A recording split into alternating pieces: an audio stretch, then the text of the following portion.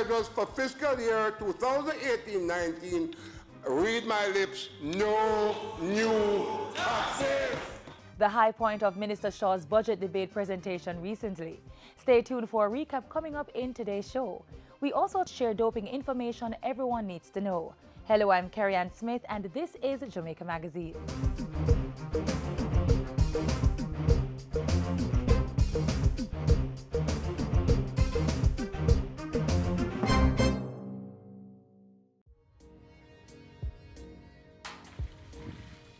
So, dear man, the strata thing you're telling me about, who manage all of that? The strata is managed by an executive committee elected at an annual general meeting.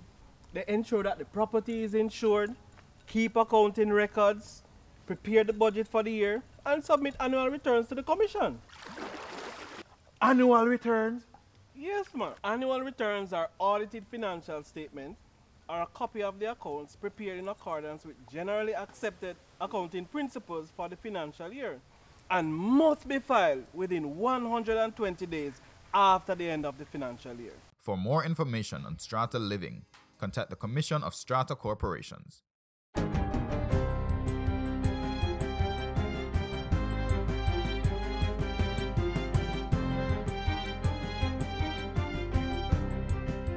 Good day, I'm Stephen McHugh, and this is your JIS News for Thursday, March 22. Prime Minister Andrew Holness has informed Parliament that government is 90% complete with the business processes needed to implement the National Identification System, NIDS. Mr. Holness pointed out that a legal working group was to begin the development of the NIDS regulations and said the public education program would be increased in the next 2 months. Addressing concerns about funding and privacy of the system, he said the majority of the $68 million loan would be used to improve the state's ICT infrastructure. Jamaica now leads the region in developing its framework to become a digital society. On full implementation, I am sure that the ease of doing business, public order and security, citizen participation, and financial inclusion will all improve. Government's flagship social intervention and support program for youth, HOPE, has received a boost in its funding. In addition to all ministries receiving budgetary allocations to ensure HOPE trainees are engaged, the Development Bank of Jamaica has issued $60 million to increase the program's training and placement across the island. Youth under the HOPE program will also benefit from a $28 million Chase-funded digitization program at the Jamaica Information Service.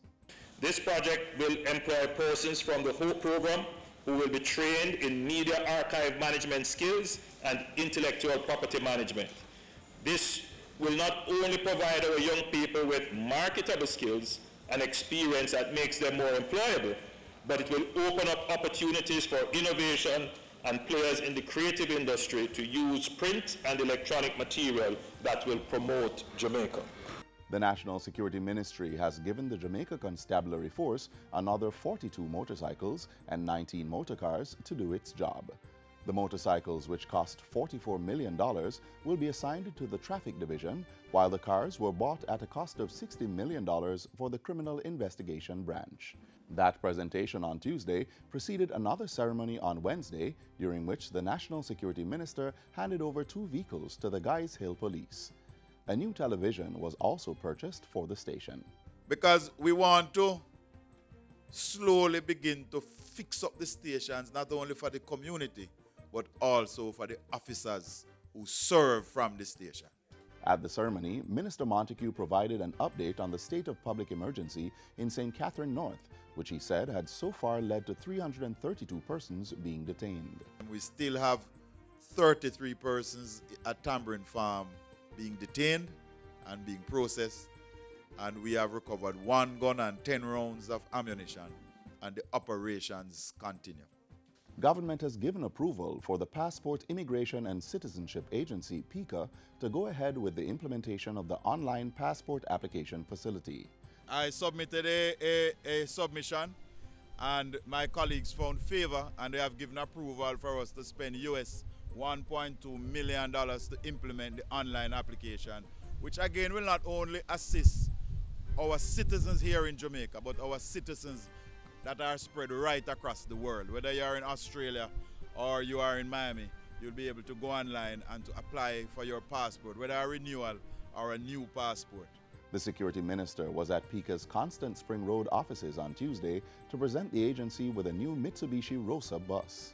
The $9.8 million vehicle will be used to take PICA's services to citizens in their communities. This unit will go into the hills and valleys, into the communities. Rather than the people come to PICA, the drive is to get PICA to the people. Nurses and teachers have agreed to accept government's offer to pay 5% of retroactive salaries for the 2017-2018 financial year. Finance Minister Audley Shaw made the announcement in Parliament on Wednesday. This payment is being treated as a non-prejudicial advance payment, which will in no way compromise our ongoing negotiations, which continue. He has urged the Police Federation to also accept the retroactive payments, which he insists does not bind them to the 16% over 4 years already agreed to by some public sector unions. And finally, the last sitting of the Grade 6 Achievement Test, GSAT, got off to a smooth start today. Education State Minister Floyd Green visited schools this morning and said the reports from regional officers were positive.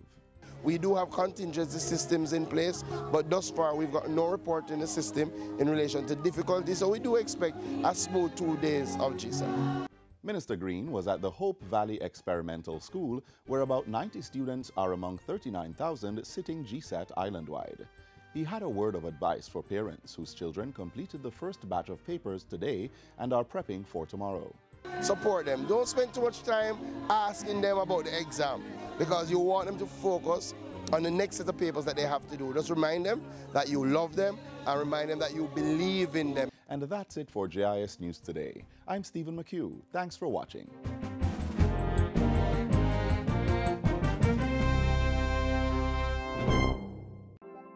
Jamaica, I can help you protect our citizens. Jamaica Eye will play a part in increasing your public safety. Jamaica Eye is part of an island-wide network of camera surveillance systems designed to increase the safety of you, our citizens. If you have a camera system outside your home or office facing a public space, log on to jamaicaeye.gov.jm today. Jamaica Eye, we're all connected. The Ministry of National Security, creating a safer and prosperous Jamaica. No new taxes for the 2018-2019 financial year. Stronger measures for tax compliance, and major infrastructure development to drive economic growth. Some of the measures in the budget that will produce income for the country. Finance Minister Audley Shaw was in Parliament recently and gave an account of the government's revenues and expenditures.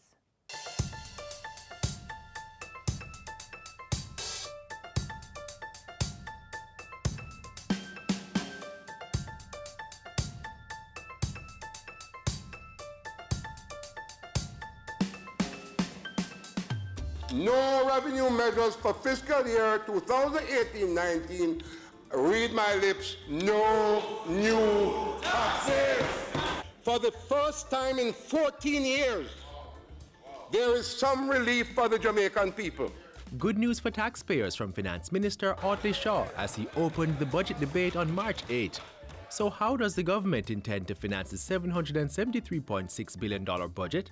According to Minister Shaw, $590.6 billion will come from revenues and grants.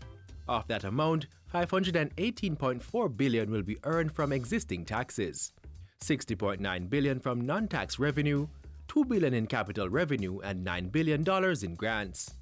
To supplement these, the central government will borrow $103.2 billion, 48.4% less than fiscal year 2017-2018. The law borrowing requirement reflects the significantly lower amortization costs for this year coming and the planned utilization of existing cash resources. So with no pressure placed on the people to fund the budget, the goal and responsibility of the government is a continuation of disciplined measures to create a stable environment for growth and prosperity.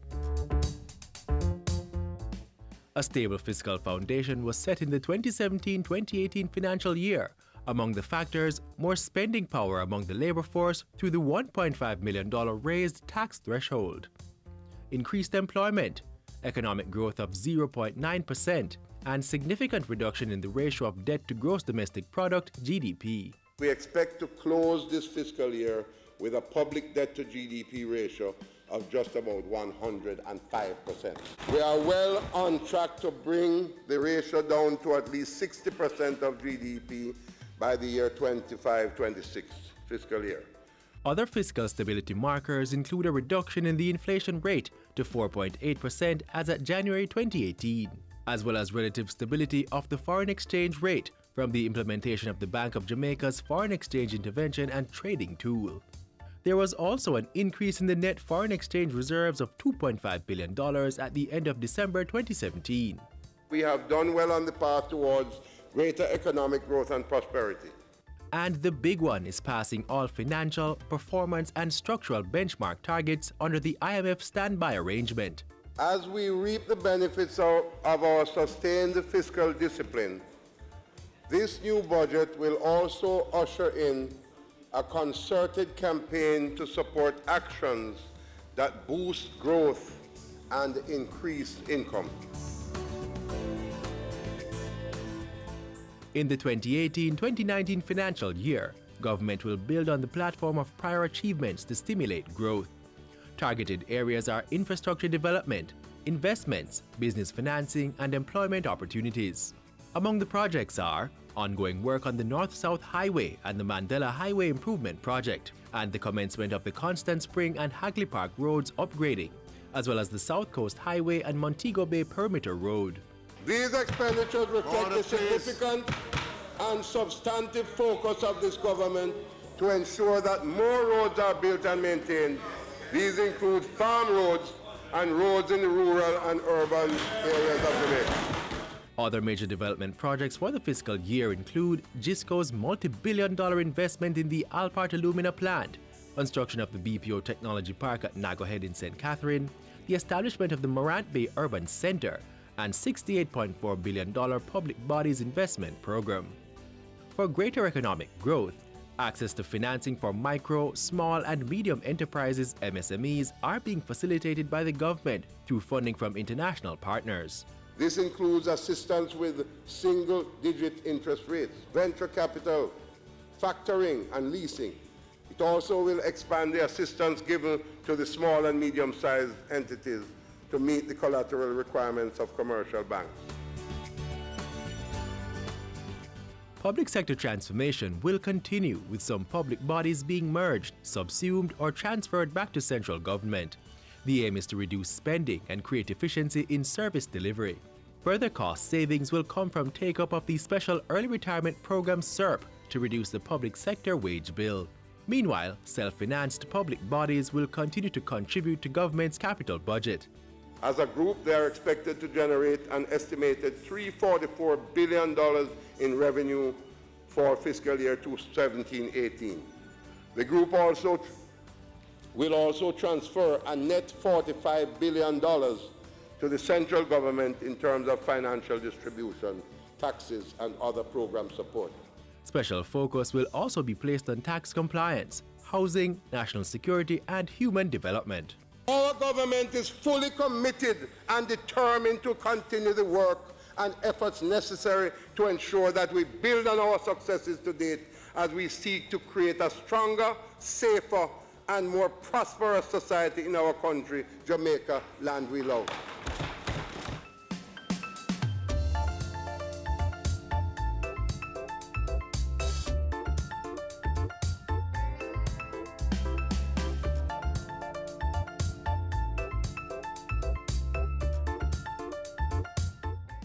Business leaders are in support of the budget and share their reactions. It was music to my ears. I think we all are happy as business people and as citizens when the government takes less of our money to spend the way they see it and leave more of it in our hands to spend the way we see fit. I think it is a good decision, and I think it will help business and help the Jamaican economy. It is a reflection that the Jamaican economy is in an upward trajectory, and as a government and as a country we are becoming more efficient. If the trajectory continues, I'm not only hoping to see governments announcing no tax, but reduction in taxes. because the studies are vast and numerous that shows that the more people that you'll get on board, you'll be able to reduce the percentage. Critically important, and I think the government has been doing a good job in terms of collecting the taxes that they have been collecting. Our tax revenues are up year over year. What we need to do is broaden the base and have more people paying so that all of us can pay less. I think tax compliance is critical, and if you look at the performance so far for the year 17-18, the tax revenues has been leading. It's been ahead of projections, and through the collections at the customs, through the new implementation of the new Axecuda system, and also with respect to compliance of the businesses overall. Well, first of all, it will put more money in people's pockets. It will put more money in the government's coffers to allow them to increase and better the social services that they're giving to the less fortunate in society. But seeing a willingness on the part of this finance minister to facilitate the process of helping the small business sector to do better business. One, in facilitating a different form of financing than loan financing, equity financing that we have been long calling for. Another big step in the right direction, not gone far enough. We've been calling for this for many years. We feel that there needs to be affordable, available, long-term financing available for small people in the productive sector. And we are working with the Minister of Finance to try to get even better rates for our members and for people in the productive sector. I think it's very positive. I think the year 2018-19 will be a strong year, barring, of course, weather and other things. I think the BPO sector is looking real good. The manufacturing sector, the distributive sector, the retail sector, and also the tourism sector. We feel very confident about what's happening. We feel that our country is moving in the right direction. We feel that we've never seen as much building going on, as much activity going on. And we are confident, very, very confident about the future of Jamaica. I trust that we're going to see a different look in Jamaica in the very near future. We want a productive Jamaica. We are not productive Jamaicans. Productivity to move forward on this land. Productivity, that's the way to go, we should understand. Productivity is the way to go for all us Jamaicans. Small business, big business, old and young, we are tell every woman and man. We want growth and prosperity for a better nation with a building plan. So we can build our product and sell our product and put more money in our hand. Our economy can rise to a level and build a better nation. Productivity to move forward on this land. Productivity, that's the way to go, we should understand. Productivity to move forward on this land. Productivity, that's the way to go, we should understand. Productivity. Productivity, pathway to prosperity. A message brought to you by the Jamaica Productivity Center, a department of the Ministry of Labor and Social Security.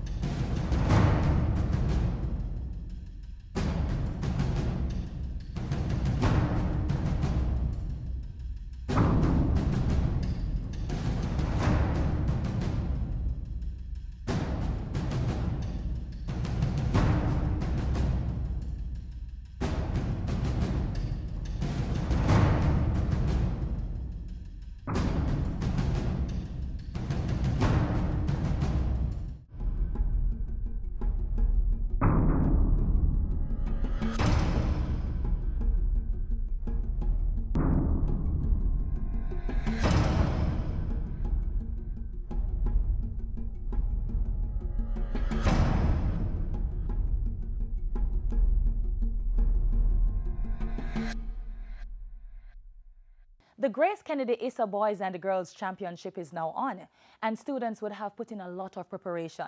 This would have included sensitization sessions on anti-doping measures.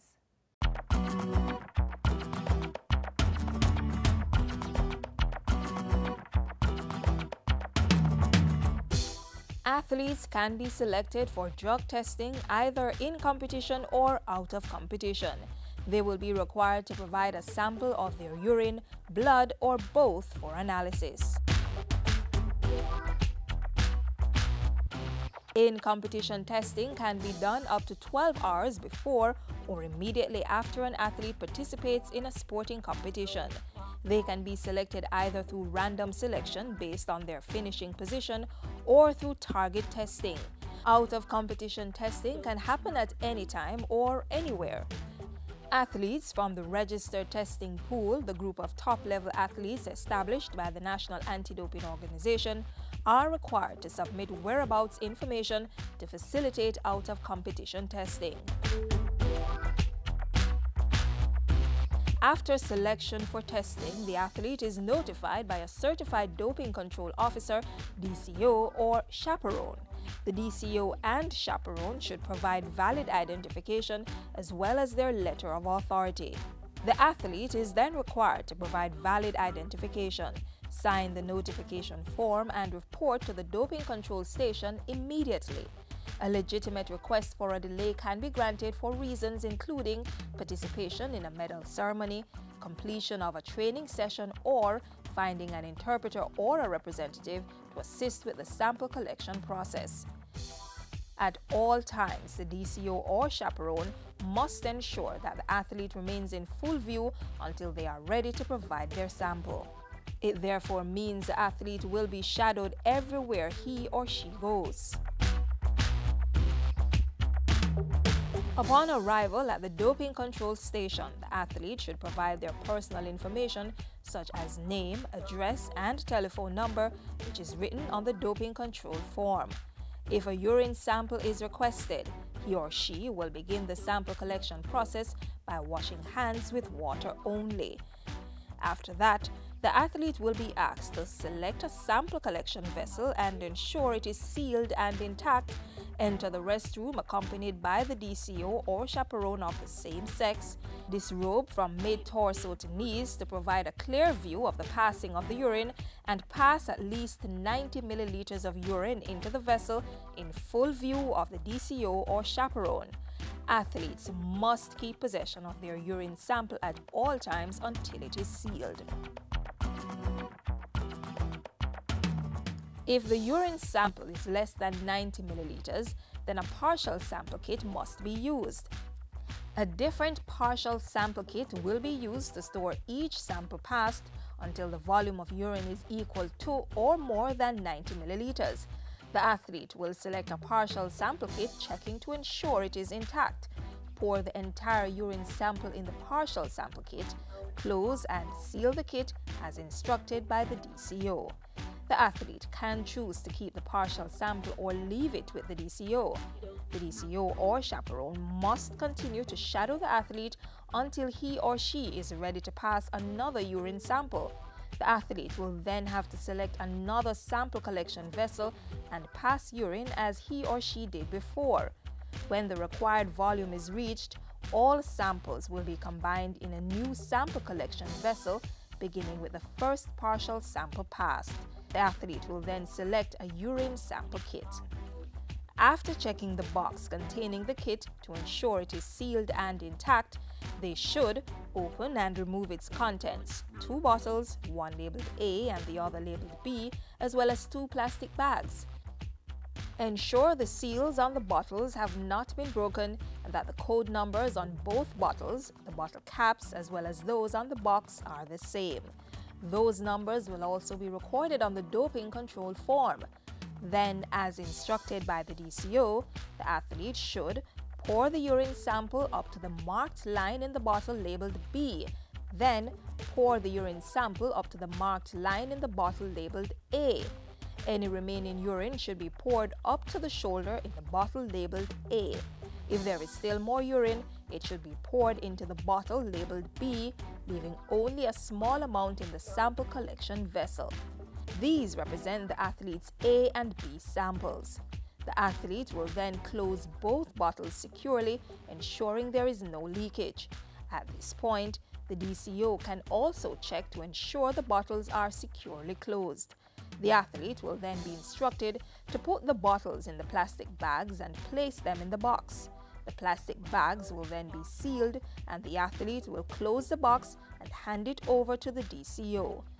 The DCO will use the remaining urine in the sample collection vessel to check for specific gravity and record that information on the doping control form. An additional sample of at least 90 milliliters will be required if the specific gravity does not fall within the normal range. Both samples will be sent to the laboratory for analysis. The athlete will then be required to complete the doping control form by reviewing personal information, revealing any substances, prescription, or over-the-counter medication or supplements they have taken within the last 7 days, writing down any concerns they may have had with the doping control process, reviewing the code information that was accorded, and placing their signature on the form. The athlete will receive a personal copy of the doping control form. The testing authority will retain one, and one copy which does not bear the athlete's personal information will be sent to the laboratory. Modifications to the testing process can be allowed for athletes who are minors as well as those with special needs. For example, minors can choose to have an adult representative present at all times, including when they go to pass their urine, and athletes with physical disabilities, like those who use alternate urine collection or drainage systems, should remove and drain the existing collection bag so they can give a fresh sample. After the sample is collected, it's packaged and sent to a World Anti-Doping Agency WADA-accredited laboratory where the sample is analyzed. For more information, contact the Jamaica Anti-Doping Commission at 5-9 South Odeon Avenue. Call 960-7466 or 960-2416. You can also send an email to the Communication and Education Department at comed@jadco.gov.jm. And remember to visit our Facebook and Twitter pages.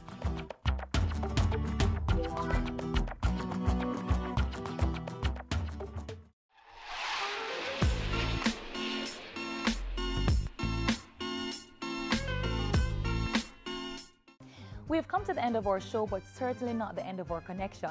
Just click on our website, jis.gov.jm. And while you're online, send your feedback to Jamaica Magazine at jis.gov.jm or via tweet at JIS News. Join us again tomorrow for another program. Until next time, I'm Carrie-Ann Smith. Take care.